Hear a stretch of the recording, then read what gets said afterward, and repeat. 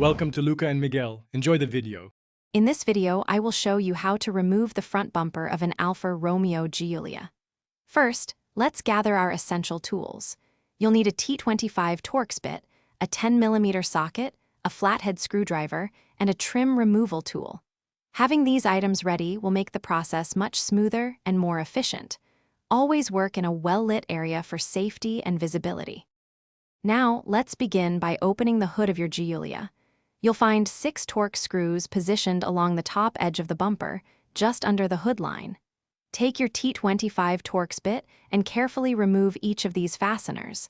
It's a good idea to keep them in a small container so they don't get lost during the process. This is a straightforward first step.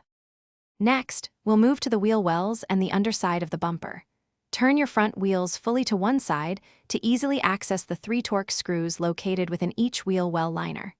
After that, get underneath the car to remove any 10mm bolts and plastic clips securing the bumper to the chassis.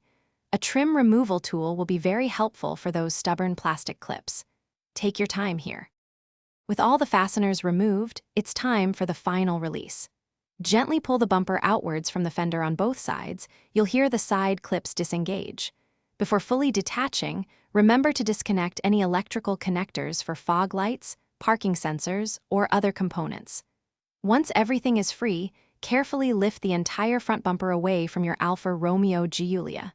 You've done it. Thanks for watching and please subscribe.